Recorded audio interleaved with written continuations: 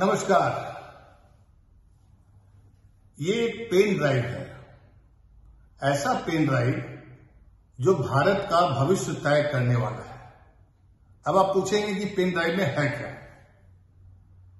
देश में जो लोकतंत्र है उसका अमृत काल चल रहा है और इस अमृत काल में ये पेन ड्राइव और 2 पीडीएफ फाइल, इसी में भारत का भविष्य छिपा हुआ है और इसका खुलासा 15 मार्च की शाम ठीक 5 बजे देश को पता चलेगा कि देश का भविष्य वाकई सुरक्षित है या चंदाखोरों के पास है या उद्योगपतियों के पास है। किसके कब्जे में है हमारा देश का लोकतंत्र? आपको बता दें कि सुप्रीम कोर्ट में इलेक्टोरल बॉन्ड को लेकर जो सुनवाई हुई थी और उसमें जो स्टेट बैंक ऑफ इंडिया को फटकार लगाई थी, क्योंकि वो बार बार ये बताने को तैयार नहीं थी कि किस पॉलिटिकल पार्टी ने किस उद्योगपति से कितना धन लिया और उसके बदले में उसको क्या दिया। क्योंकि कोई अगर देता है तो कुछ पाने के लिए देता है, मुफ्त में कुछ भी काम होता नहीं है। चंदा या दान देते हैं तो चलिए कोई बात समझ में आती है, धार्मिक कार्यों के लिए हम लोग दान देते हैं, उसका भी एक स्वार्थ होता है। हम भगवान से उम्मीद करते हैं कि हमारा कल्याण करेंगे या भगवान हमको कुछ देंगे, ऐसा कहा जाता है। इस पेन ड्राइव में अरबों रुपए की जानकारी है और वो जानकारी कल शाम को यानी कि 12 मार्च की शाम को स्टेट बैंक ऑफ इंडिया ने एक लिफाफा सीलबंद किया हुआ और उसमें पीडीएफ फाइल भी है। उस पीडीएफ फाइल में पासवर्ड भी शामिल है ताकि वो इलेक्शन कमीशन उसका खुलासा करेगा कि फलाने ने फलाने पार्टी को इतना पैसा दिया। और स्टेट बैंक में जो कहा जा रहा है, अभी तक ये पता नहीं है कि कितने रकम की, लेकिन मोटा मोटी एक अनुमान ये है कि 12,000 करोड़ से भी ज्यादा की रकम इलेक्टोरल बॉन्ड के जरिए देश में उद्योगपतियों ने पॉलिटिकल पार्टी को दी। अब सवाल उठता है कि कोई उद्योगपति किसी पॉलिटिकल पार्टी को चंदा देगा तो उसके बदले में उसको क्या मिलेगा। और इलेक्टोरल बॉन्ड में जो जानकारियां आ रही हैं छन छन के, अभी बहुत कुछ खुलासा नहीं हुआ है और लेकिन देश को उम्मीद है कि 15 मार्च की शाम को जब इलेक्शन कमीशन अपने वेबसाइट पर उन तमाम उद्योगपतियों का, उन तमाम बिजनेस घरानों का जब डाटा प्रकाशित करेगी तो फिर समझ में आएगा कि किसने कितना धन किसको दिया। तो हम बात कर रहे थे अमृत काल की। जी हां, अमृत काल में भारत ढेर सारी उपलब्धियां हासिल कर रहा है। चंद्रयान 3 से लेकर के तमाम चीजें हमारे सामने रखी जा रही हैं। सत्ता में बैठी बीजेपी और मोदी सरकार ऐसे दावा कर रही है, लेकिन आपको जानकर हैरानी होगी कि इलेक्टोरल बॉन्ड के मामले को रफा दफा कराने के लिए कई तरह से हथकंडे अपनाए जा रहे हैं। ऐसे ऐसे हथकंडे जैसे सुप्रीम कोर्ट बार एसोसिएशन के अध्यक्ष ने राष्ट्रपति को पत्र लिख दिया कि सुप्रीम कोर्ट ने जो संविधान पीठ में जो फैसला दिया है कि इलेक्टोरल बॉन्ड से मिलने वाली रकम को प्रकाशित किया जाए, देश को बताया जाए, उस पर रोक लगाए राष्ट्रपति अपने संवैधानिक अधिकारों का प्रयोग करके। आज सुबह उस बात का खुलासा हुआ कि नहीं, ये जो सुप्रीम कोर्ट के बार एसोसिएशन के जो अध्यक्ष हैं उन्होंने अपने पर्सनल कैपेसिटी के आधार पर वो पत्र लिखा है। समझिए, मतलब कोई न कोई है जो बार बार चाहता है कि इलेक्टोरल बॉन्ड की जानकारी देश को न मिले।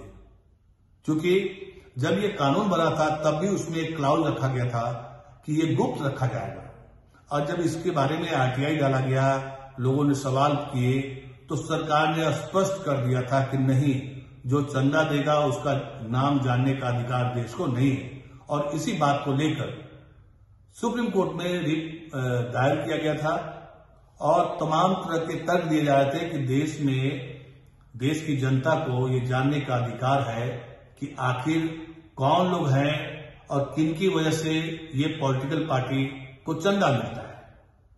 चंदा बिना चंदा का कोई पॉलिटिकल पार्टी चल नहीं सकता है, लेकिन चंदे की राशि क्या है और इसमें खास बात यह है कौन सी कंपनी ने दी है, किसको दी है, इसका कहीं खुलासा ही नहीं है, कहीं कोई जिक्र नहीं है। हो सकता है कि इसमें कई सेल कंपनियां, मतलब कि रात रात कंपनी बनेगी और उसके बाद उसको चंदा दिया और कंपनी खत्म। जिन सेल कंपनियों के बलबूते जो खेल होता है, बड़े बड़े खेल होते हैं पैसों का, हो सकता है कि इलेक्टोरल बॉन्ड में भी उसका प्रयोग किया गया होगा। क्योंकि जो जानकारी आई, जो खोजी पत्रकारों ने कुछ रिपोर्ट प्रकाशित की है, उसके आधार पर इतना तो साफ है कि इलेक्टोरल बॉन्ड का खेल बहुत गंदा है।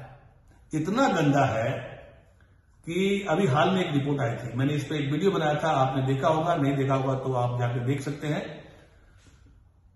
खबर यह है कि पहले ईडी और सीबीआई और इनकम टैक्स ने 30 ऐसी कंपनियों पर छापे मारे और उनके खातों में, उनके बिजनेस में कई सारी खामियां देखी। तो जाहिर सी बात है छापा मारेंगे, उनका काम है छापा मारना। लेकिन बाद में पता चला कि करीब 30 ऐसी कंपनियां थी जिस पर सीबीआई ने, ईडी ने या इनकम टैक्स ने छापे तो मारे, लेकिन उसके 1-2 महीने के बाद, यानी कुछ दिनों के बाद, वही कंपनी इलेक्टोरल बॉन्ड खरीद करके दे दी और मामला शांत हो गया। ये भी एक गंभीर आरोप है, यानी कि इलेक्टोरल बॉन्ड खरीदो नहीं तो छापा आप पर पड़ेगा। एक और दिलचस्प आंकड़ा आया था कि एक ऐसा उद्योगपति है, एक ऐसा बिजनेस घराना था जो 2018 के पहले कांग्रेस पार्टी को चंदा देता था, लेकिन जैसे ही ईडी, सीबीआई या इनकम टैक्स ने उस पर छापेमारी की, उस पर प्रेशर डाला, उसके बाद 2018 के बाद वो पॉलिटिकल पार्टी, मतलब कांग्रेस को चंदा देना बंद कर दिया।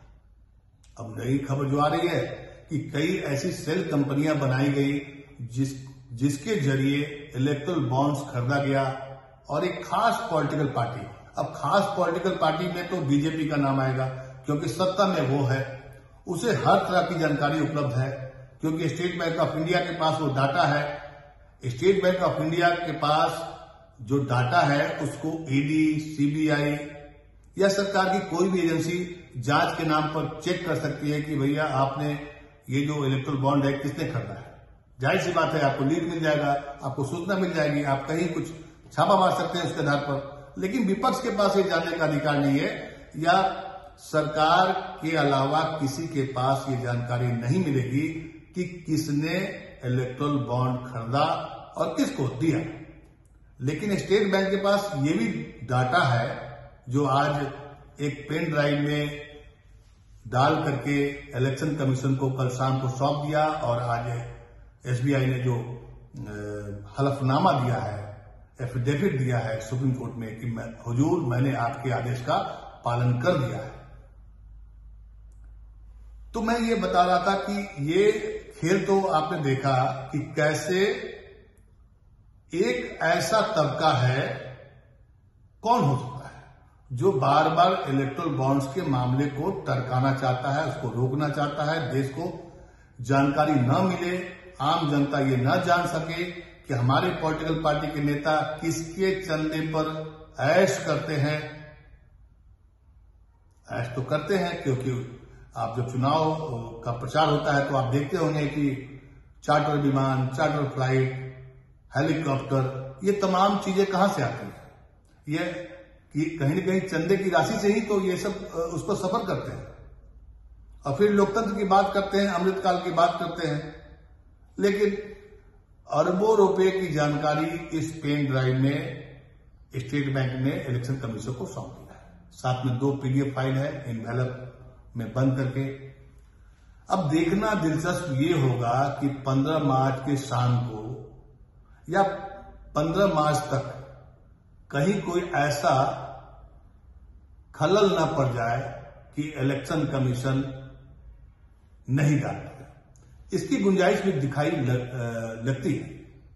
पूछिएगा कैसे? तो आपको पता है कि हाल ही में इलेक्शन कमीशन के जो ये आयुक्त थे अरुण गोयल, उन्होंने इस्तीफा दे दिया है। अब चुनाव आयोग में मात्र एक मुख्य सूचना आयुक्त बैठे हुए हैं। मुख्य चुनाव आयुक्त जो है के भरोसे पूरा आयोग काम कर रहा है। हो सकता है कि वो सुप्रीम कोर्ट में ये कहे कि हुजूर मेरे पास तो लोग ही नहीं है, कैसे हम इसका विश्लेषण करें। बहुत कुछ हो सकता है, क्योंकि कोई न कोई है जो इस इलेक्टोरल बॉन्ड के गोरख धंधे को पब्लिक के सामने नहीं आने देना चाहता है। खबर यही है। लेकिन इस खबर के पीछे ढेर सारी खबरें हैं। देश में कई जगह आंदोलन चल रहा है, राहुल गांधी न्याय यात्रा निकाल रहे हैं, ये सब खबरें आपको मिलेगी नहीं। उधर लद्दाख में सोनम वांगचुक का 8वां दिन है भूख हड़ताल का, अनशन करने का। कहीं कोई खबर नहीं है। पंजाब में और हरियाणा के बॉर्डर पर किसान अटके पड़े हैं, अपनी मांगों को रखने के लिए दिल्ली जाना चाहते थे, लेकिन ये खबर भी आपको नहीं मिलेगी। आपको ये भी खबर नहीं मिलेगी कि विनेश फोगाट जो पहलवान खिलाड़ी है, महिला पहलवान खिलाड़ी हैं, उन्होंने ओलंपिक में क्वालिफाई कर लिया है और वो ओलंपिक खेलने के लिए अब एलिजिबल हो गई हैं। ये खबर आपको मीडिया में नहीं दिखाई पड़ेगी। खबरें बहुत सारी हैं। मीडिया कौन सी खबर दिखा रहा है, कौन सी बता रहा है, ये बताने के लिए मुझे लगता है कि मैं सक्षम नहीं हूं। आप खुद समझ सकते हैं, क्योंकि आपके पास सिर्फ एक ही तस्वीर दिखाई पड़ेगी, एक ही खबर दिखाई पड़ेगी। लेकिन मैं खबर बता रहा हूं कि एक पेन ड्राइव 2 PDF फाइल देश का भविष्य तय करेगा। देश का भविष्य, आने वाला भविष्य 15 मार्च की शाम 5 बजे इसी पेन ड्राइव से खुलेगा ढेर सारे राज और होगा पर्दाफाश। इंतजार करिए, हम भी इंतजार कर रहे हैं। नमस्कार।